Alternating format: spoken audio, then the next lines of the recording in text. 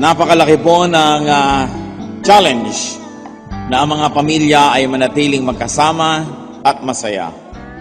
What is one of the foremost goals of family? That is to stay together as a group. Very especially to stay together as a happy group.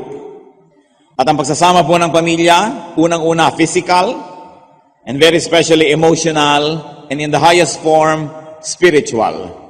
To the point that there may be physical distance, but when people are one in spirit, and one in emotion, and one at heart, they are still together. Ano po ba ang goal ng ating buhay? Isa dyan, maging masaya. Dapat. At napakalaki ng kasiyahan na ibinibigay ng Panginoon sa pamamagitan ng pamilya. Pero ganyan po ba ang nangyayari? Masaya nga ba ang mga pamilya? O bakit nagkakawatak-watak? Ang ating pong pag-aaral ngayon, pinamagatan natin, The Secrets of Happy Families.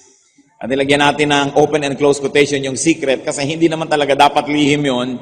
Dapat nga alam ng lahat ang mga bagay na ito. Aming Diyos, nagpapasalamat kami sa pagbibigay nyo ng pagkakataon na sumamba kami ngayon. Anuman po ang daladala ng aming puso, mga karumihan, kabigatan, kasalanan, ipatawad nyo po sa amin. Linisin nyo po kami at maging karapat-dapat kaming humarap sa inyo. Tumanggap ng inyong mga salita at pagpapala, ng inyong pagtutuwid, maging ng mga bagay na hindi man dapat ay hinihingi namin sa inyo, mga magagandang bagay at mga pagpapala. Nawa, Panginoon, sumagana ito sa aming buhay at maitaas namin ang pangalan nyo sa aming kalagitnaan. Kayo po ang maging tagapagsalita. Bless us with your powerful word, O God. Lead us unto greater knowledge of you, and as a result of our knowledge of you, may we evolve and may we keep happy families. Lord, protect us from lies, from falsehood. Protect us from the works of evil men and evil spirits. Protect your assembly, this holy assembly, against malicious men and malicious spirits. And we pray that even as we are gathered in your presence, you will also protect our loved ones who are not with us right now. Deal with us, teach us, glorify your name, lead your people. In the name of Jesus, your Son, we pray to you, Father. Amen. The secrets of happy families. Siguro kahit hindi tayo magpataas ng kamay, itatanong ko, sinong gustong masaya ang pamilya niya? Lahat gusto yon. Pero pag tinanong natin, sino ang masaya talaga? Hindi siguro lahat makakapagtaas. What are the elements of happy families? Unang-una, sa spelling po ng family at ang matandaan natin ng madali, F, kailangan sa family, fellowship. Matthew 19 verse 6, idinidescribe po ang mag-asawa, so they are no longer two, but one. Therefore, what God has joined together, let man not separate. So fellowship, that is very important. Very crucially, the fellowship of husband and wife. Because when a man and wife are together, they will naturally gather their children. When man and wife are not together, their children will naturally be divided. So kung minsan nasa tatay, kung minsan nasa nanay, meron namang sumama sa nanay, merong sumama sa tatay, merong walang sinamahan kahit kanino. Kaya mahalaga ang fellowship. Physical proximity, togetherness. Genesis 47:11-12, describing what Joseph, the so-called dreamer, did to his family and for his family. So Joseph settled his father and his brothers in Egypt and gave them property in the best part of the land, the district of Ramesses, as Pharaoh directed. Joseph also provided his father and his brothers and all his father's household with food, according to the number of their children. So there was togetherness. Kahit na matagal na nagkawalay ang pamilyang ito dahil si Joseph, ipinagbili ng kanyang mga kapatid na maging alipin, nadala sa malayong lupain, but he made something of himself by God's help. And by God's grace, he rose to prominence to the point that he could collect his family and provide well for them. So magkakasama uli sila. So ang first letter ng family, F. There must be fellowship. At kasama po dyan, syempre, dapat merong fun. Nagtataka yung mga magulang, bakit lagi dalang anak ko umaalis? Baka naman wala nang fun sa bahay. Lahat ng tao gusto tumakas, lumayo. Pag nag-uuwian sa bahay, nagkukulong na lang sa kanyang mga kwarto, ayaw mag-usap-usap, baka walang fun. Colossians 3:21, bilin sa mga magulang, fathers, do not embitter your children. Huwag silang galitin. Baka sobrang pagtuturo, sobrang higpit, sobrang disiplina, lagi na lang pinupuna ang mali. Pagamat dapat itinutuwid ng mga bata, at sabi, do not embitter your children. Family life must feature fellowship and fun. Because it is human nature that we like to repeat every experience that is pleasurable, and we like to avoid repeating any experience that is unpleasant or painful. So is the encounter of the family fun and pleasurable that you like to repeat, or is it such a pain that you avoid repeating it? F for family, fellowship, fun, and very importantly, forgiveness. Lahat po ng tao nagkakamali. Lahat ng mag-asawa nag-aaway, nagkakaroon ng hindi magkakaunawaan. Lahat ng anak, may reklamo yan sa magulang, maliit at malaki. Lahat ng magulang, may alamila sa anak. Ang magkakapatid, meron sila mga away, meron sila mga differences. Ang pinagkaiba ng pamilyang nananatiling magkasama at sa pamilyang nagkakawat ng mata ay hindi absence of imperfection because everybody has imperfection. Ang pagkakaiba is the presence of forgiveness. In other words, ang lahat ng mag-asawa may dahilan para maghiwalay. At yung mga hindi naghihiwalay, hindi dahil perfect ang asawa noon, hindi dahil perfect siya, dahil lang may nagpapatawad pag may nagkakamali. Forgiveness. Kaya nga po yung tinatawag na prodigal son sa Bible, matapos niyang hingin ang kanyang mana, buhay pa naman yung magulang, at naglayas at nilusnay ang lahat ng ito, at itinapon ang kanyang buhay, minsan natauhan. Sabi niya, mali ang ginawa ko, nagkamali ako sa Diyos, nagkamali ako sa aking ama, babalik ako hihingi ng tawad, at hihilingin, huwag gawin na lang akong katulong sa sarili namin bahay. Kasi ang mga katulong sa bahay ng ama ko, mas maganda pang kalagayan kaysa sa amin ngayon. Inaasahan natin ang sasalubong sa kanya ay sumpat, kagalit, sisi. Pero sa Luke 15:20 and 24, so he got up and went to his father. But while he was still a long way off, his father saw him and was filled with compassion for him. He ran to his son, threw his arms around him, and kissed him. For the son of mine was dead and is alive again. He was lost and is found. So they began to celebrate. Nagkamali ang anak, pinatawad ng magulang, nagkabalikan. Lagi namang nagkakamali ang anak. Kakamali din ang magulang. Kaya lang nagkakaroon ng celebration pag nagpatawaran. Mga kapatid, kung sa pamilya niyo may magkagalit at matagal na, may hindi nagkikibuan, may mga tampuhan, normal lang na may nag-away kasi nangyayari yun. Kaya lang meron hindi nangyari, kaya kayo magkakagwalay, hindi nagtatawaran.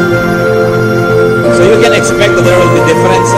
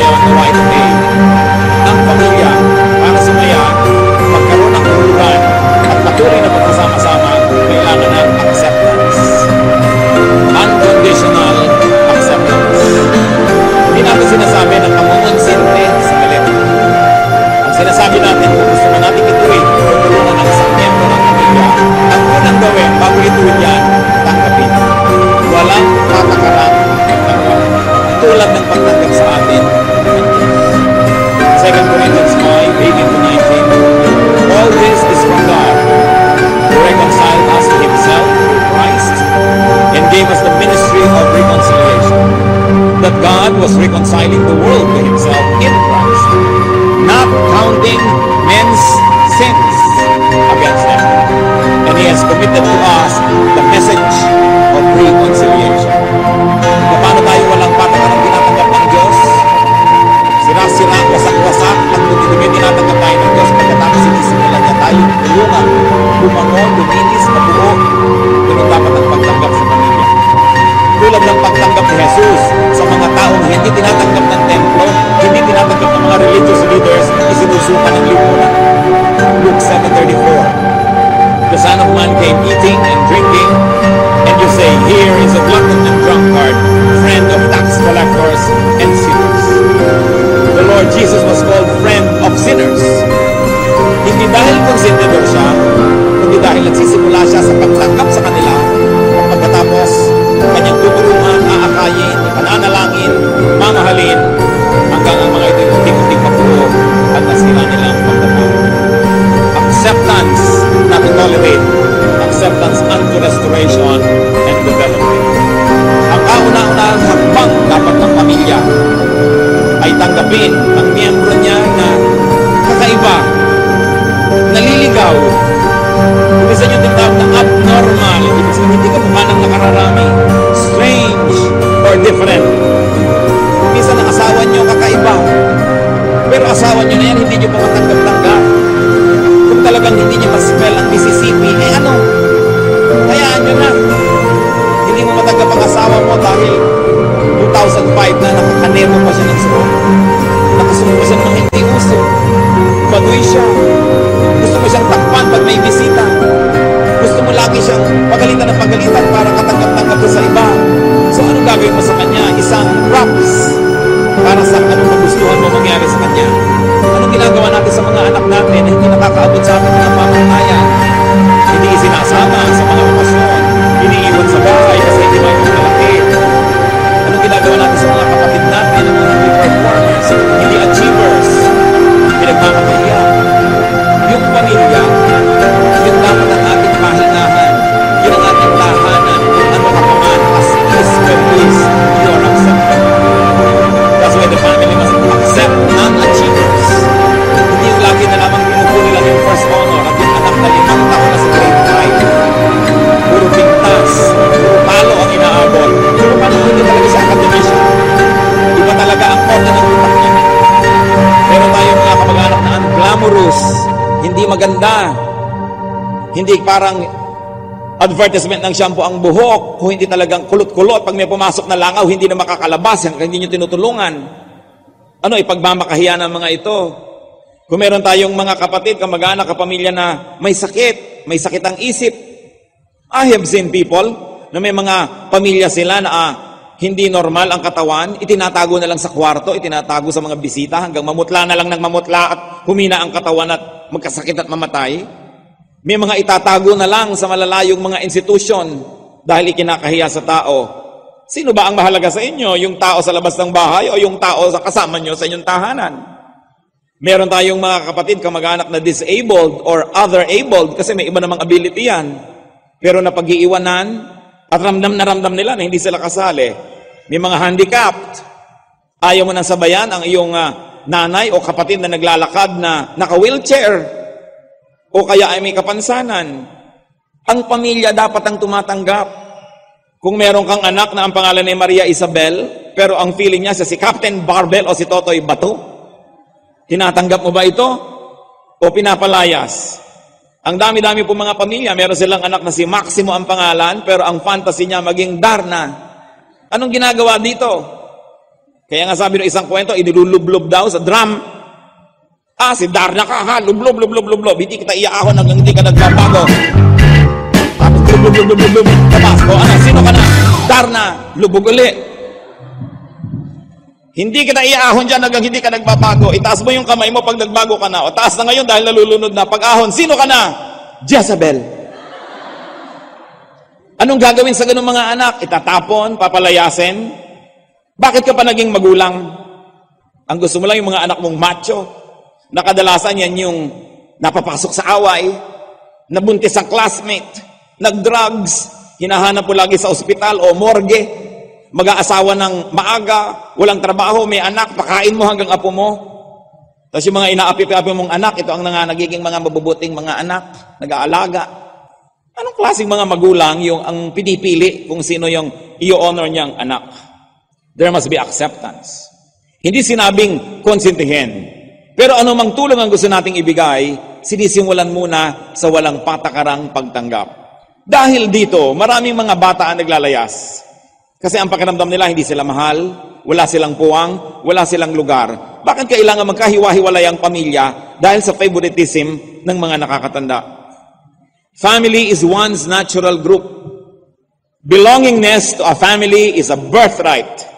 It is not a prize for achievement.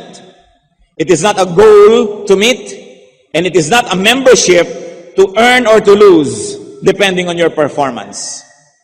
Pag isinilang ka sa isang pamilya, natural na member ka nun. Wala kang dapat gawin, wala kang honor na dapat matamo, wala kang standard na dapat maabot para ka maituring na member. It is your birthright. And every member of the family must respect that. That the family is one shelter, refuge, and hospital, not just a display window. So anong ginagawa ng mga ibang mga magulang?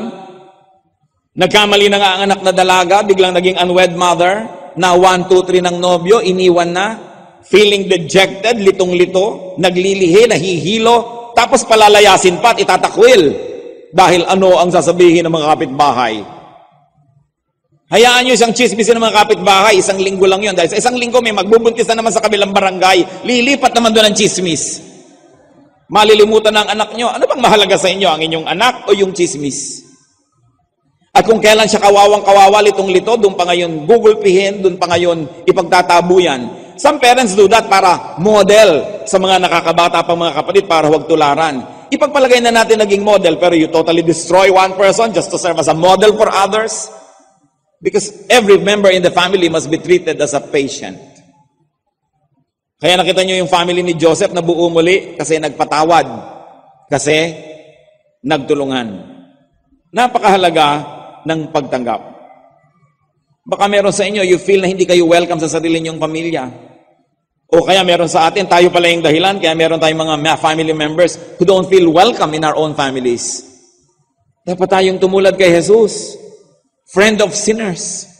Tinanggap ang lahat.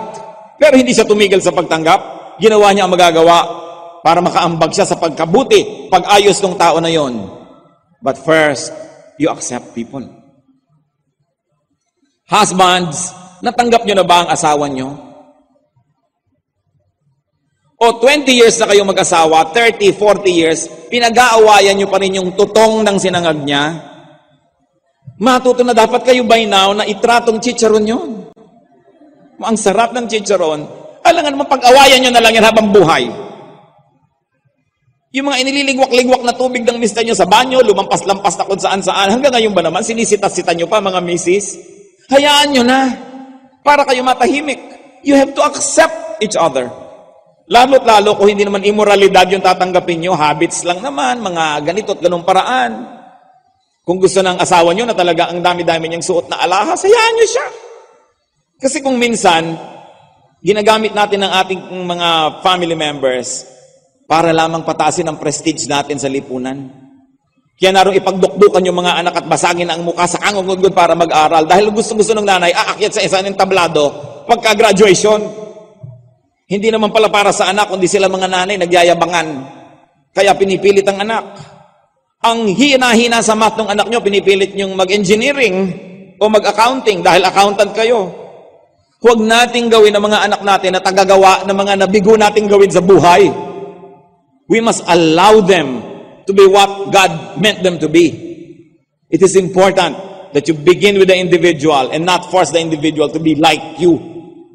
Kaya maraming hindi masasayang pamilya dahil dito. Another, sa letang pamilya, ano pong susunod? M. Mediation. Kailangan para sumaya ang pamilya, lahat tayo tagapamagitan.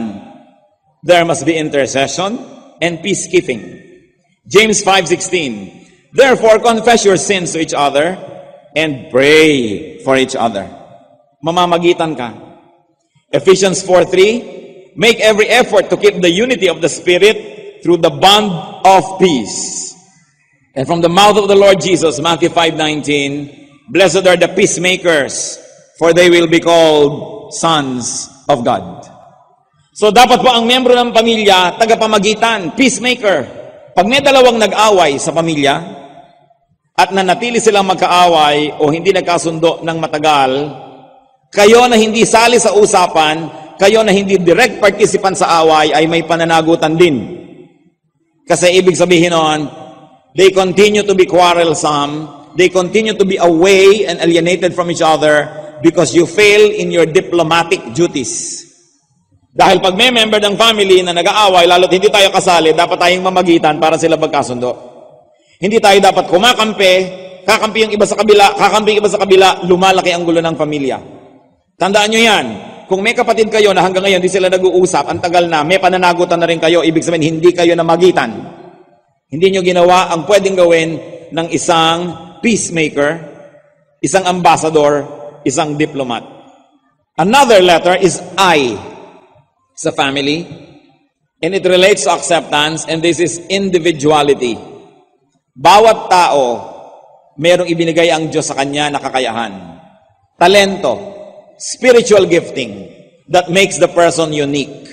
Hindi dapat asahan na ang dalawang magkapatid, kahit kambal sila, ay maging pareho ng iniisip, pareho ng gagawin, pareho ng kakayahan.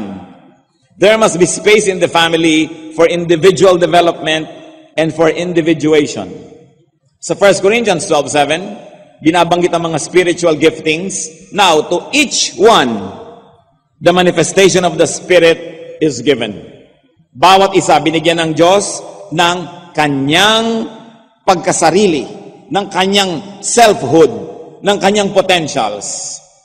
No two people are alike, like no two fingerprints are alike.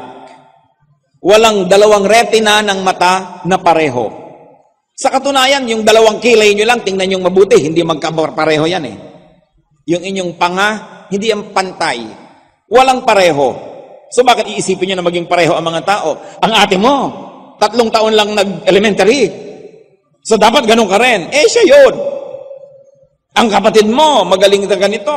Ang kapatid mo, may kasalan, nakukuhang maid of honor. Ikaw, puro maid of horror. So nagkakaroon ng inferiority complex yung iba. Lagi nilang may bida, merong hindi bida. Hindi natin hanapin yung talent ng mga bata, kung ano yon. Pinipilit natin maging dentista dahil dentista tayo. O dahil, worse, nabigo tayo maging dentista noon. So, anak, kailangan maging dentista ka kasi hindi ako nakatapos niyan. Mga iba namang anak, sapagkat matuno rin, susunod. Pero buong buhay, inis na inis siya ng mga bagang na mga bungi ang kaharap niya. Yung iba naman, talagang titigil nila mag-aral. Why must we impose? Psalm 139 verse 14, I praise you because I am fearfully and wonderfully made. Your works are wonderful. I know that full well. Bawat isa may kagandahan, bawat isa may katangian. Dapat lang hanapin yon at hindi lalabas ang katangian kung pipilitin natin siyang katulad nung iba na merong katangian sa ganung larangan. Siya naman pala, wala.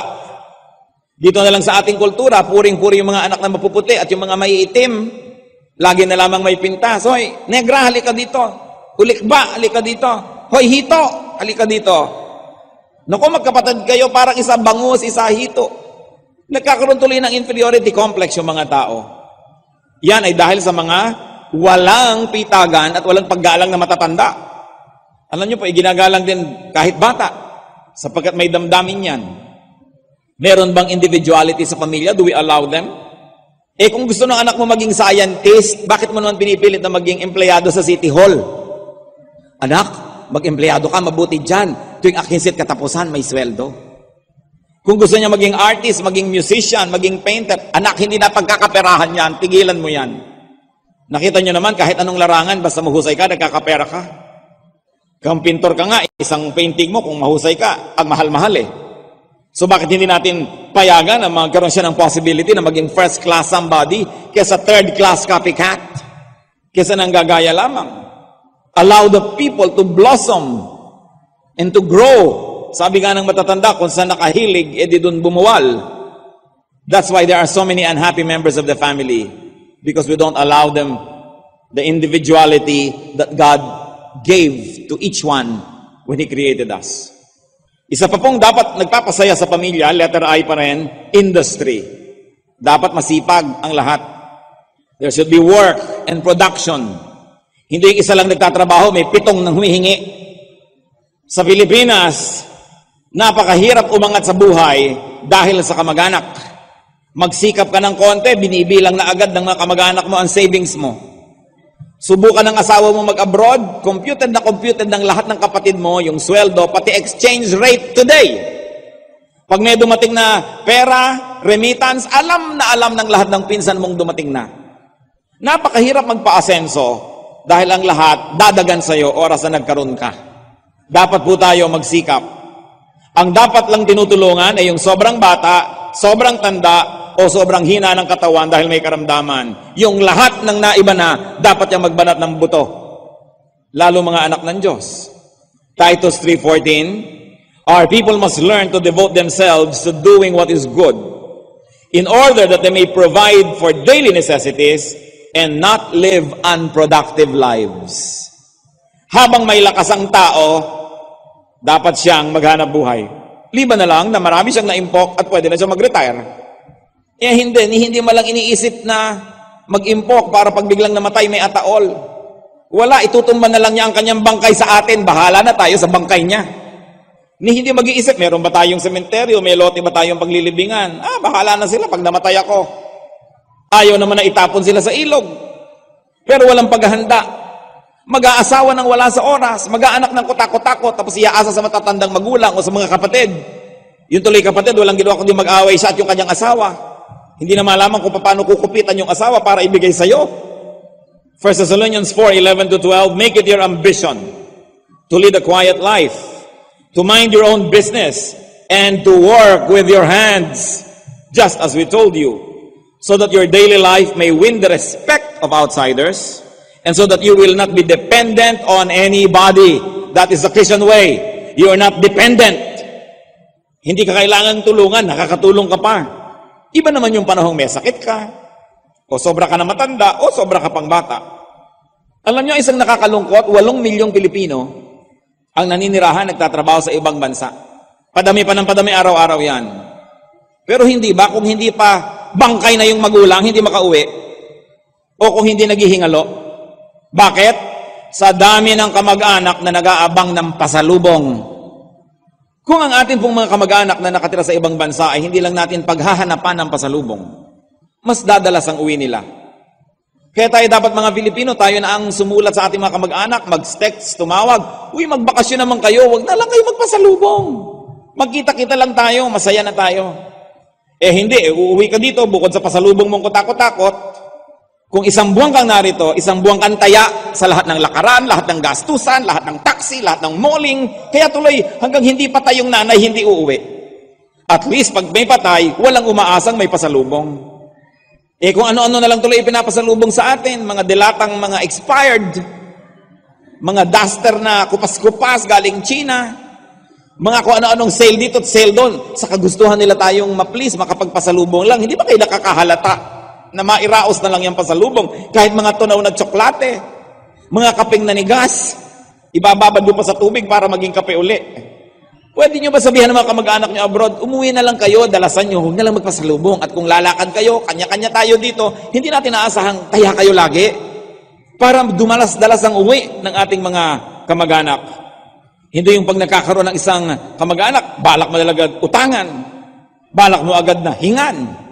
Kung wala kang pera, magtiyaga ka. Siguro, ang hihingi mo lang talaga ng tulong kung wala ka ng makain ngayong araw na ito. O kaya kailangan mo ng gamot. Pero yung mo namang magdedebulang ang anak mo, ipapangutang mo pa yan. Mag-a-outing lang kayo, gagastos pa. Ang liit-liit ng bahay, ang baba-baba ng kisame, gusto pang may chandelier. Kakapraso yung sala, gusto pa mga European chairs na wala ka ng malakaran. Sumakit na yung mga tuhod mo, kababangga doon sa mga uka-uka ng silya. At ayaw naman paupan, nilalagyan ng plastic na takip. Ano bang mga drama ang ginagawa natin sa buhay? We should earn our keep. It's important. Proverbs 10:4, lazy hands make a man poor, but diligent hands bring wealth. Kaya maraming mga kamag-anak natin, oras na nakapag-abroad, talagang totally lumilimot na, tumatalikod na. Dahil hindi na sila makakabuelo kung lagi makikipagsulatan sa atin, dahil wala na tayong hihingin, kundi kung ano-ano. Magpapadala ng mga drawing ng paa, hihingi ng mga pangalan ng pabango, kung ano-anong hihingin. Kaya lang, kawawa naman sila dahil nauso ang text. Napakadali na naman ngayong dumaing, daing, send. Kaya hindi nyo ba napansin yung iba halos lumimot na, wala nang lingon-lingon pag nakalayo? Nadadala kasi. So turuan natin ang ating sarili na hindi tayo kadalaan, hindi tayo katakutan. Dalawa lang daw po ang klase na kamag-anak, isang nagtatago at isang pinagtataguan. Dahil sa sobra nating pamemerhuisyo sa kamag-anak. Kaya dapat tayo maging blessing to our relatives. And to produce more than we need, so that on our own free will and volition, we can give to people. Joseph was able to provide for his family because of his industry, because of his surplus production, because he made something of himself. Nakatulong patuloy. Ephesians 4:28. He who has been stealing must steal no longer, but must work, doing something useful with his own hands, that he may have something to share with those in need. Yan po ang turo sa atin ng Biblia. Produce more than you need, so you have surplus to give away. Hindi yung ikaw yung aasa. Another letter sa family is the letter L.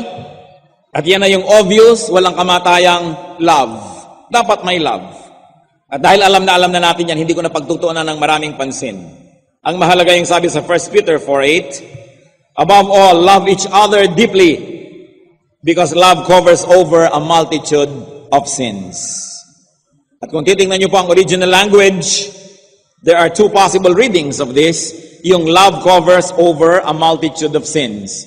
It can be read this way. Number one, if you love, your sins will be forgiven by God. Meaning, if you love people, God will forgive your sins. That's a possible reading. But there's a more likely reading, that if you love, you forgive other people's sins. Pag mapagmahal ka, pinapatawad mo nila yung kasalanan nila. Di ba pagkamahal nyo ang nakabasag ng isang plato, nag-aalala ka, baka siya nasaktan. Pero pag hindi nyo mahal yung nakabasag, ang iniisip nyo, pabayaran sa kanya. Yung nakabasag pa, babayaran nyo pa. So pag mahal mo, napagtatakpan, napapatawad, kaya mahalaga yung love. Because love covers a multitude of sins. And finally, brothers and sisters, the last letter in family is, parang pahina na yata, is Y for Yahweh. God, our Father in heaven. Siyempre dapat nandun siya. God's Word, God's presence, godliness. It's important that the family is rooted in the truth of God's Word. 2 Timothy 3:16-17. All Scripture is God-breathed and is useful for teaching, rebuking, correcting, and training in righteousness, so that the man of God may be thoroughly equipped for every good work. Ang mga bata, ang liliit pa, inaagaw na ng TV, inaagaw na ng advertising, inaagaw na ng computer ang kanilang atensyon. Dapat natin unahan ang lahat ng yon. Unahan natin ang salita ng Diyos, ang kanilang murang mga isip, para yun ang nalagay na standard at yun ang mauna doon. Kailangan pagka meron tayo mga family disputes, yung salita ng Diyos ang manaig. Hindi na nanalo yung pinakamalaking kumita o pinakamalakas sumigaw o pinakamaraming kakampi. Dapat ang nananalo yung nakasandal sa turo ng Diyos, yung ang argumento at katuwiran ay nakabatay sa salita ng Diyos. It is the Word of God that must always win when there is conflict, not personalities. Proverbs 3:5-6.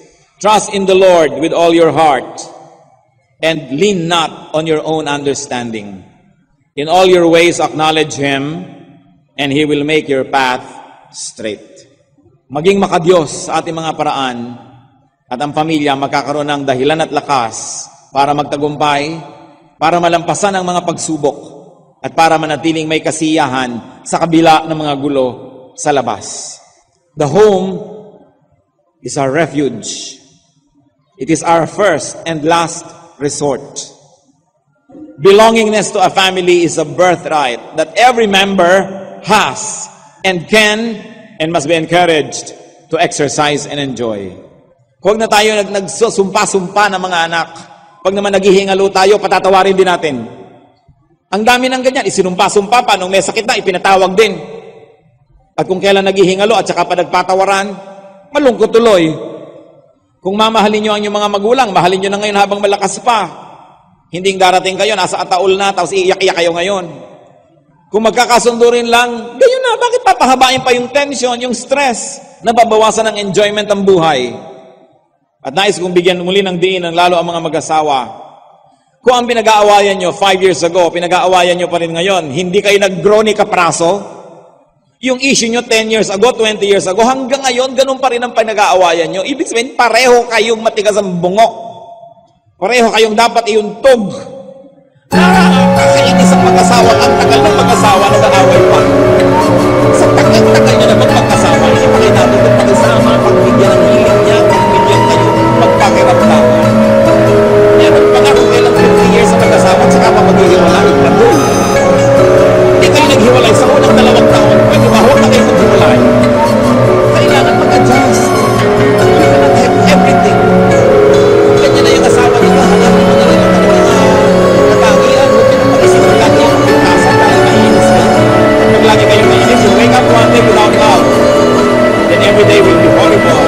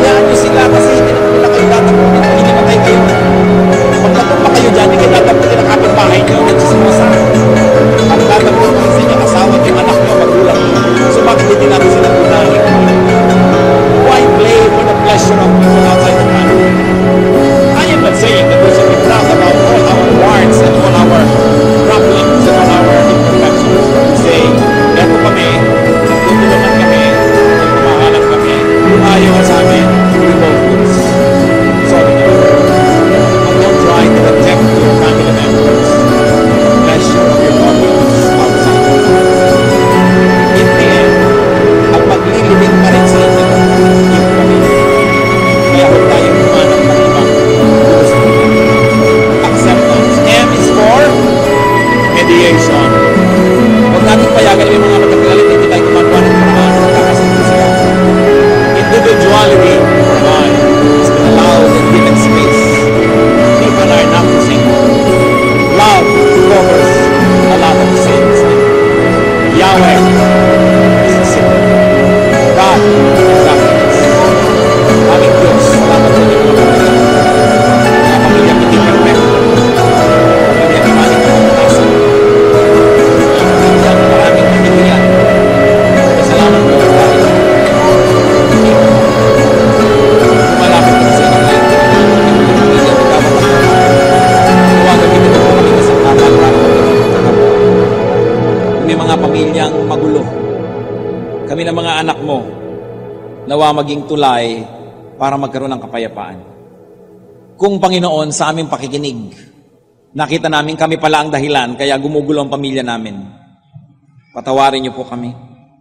Ituro niyo sa amin ang mga hakbang na dapat gawin, at nang sa ganon, makalasap ang pamilya namin ng kapayapaan, katahimikan, ng kabanalan. Lalong-lalo sa mga mag-asawa. Turuan mo ang mga mag-asawa, Panginoon, na tanggapin ang kanilang kabiyak. Huwag paghanapan ng wala. At ipagdiwang nila kung ano yung nando na mabuti. Ganon din ang mga anak sa magulang.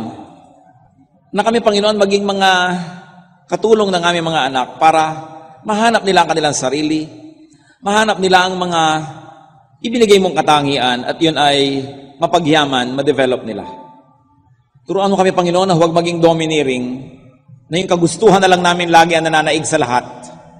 Turuan mo kami, Panginoon, na maging bukas para tanggapin ang aming mga kapamilya. Mga kapatid, sa ating pagbubulay-bulay, mapag-isa tayo sa sandaling tahimik na panalangin.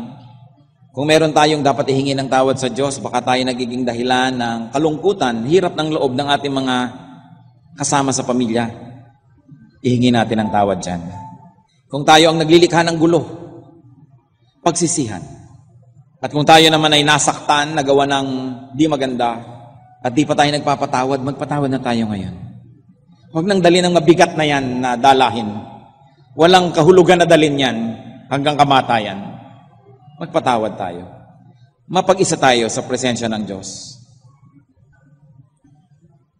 Salamat, Ama, sa pakikinig niyo sa aming mga pansariling panalangin.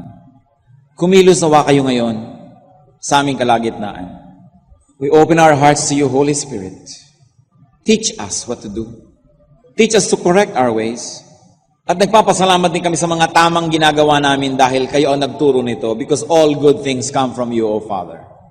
Sa mga kapatid naming tama ang mga ginagawa, nagiging mabuti silang mga kamag-anak. Salamat, meron kaming ganitong puwang sa aming puso na gumawa ng tama.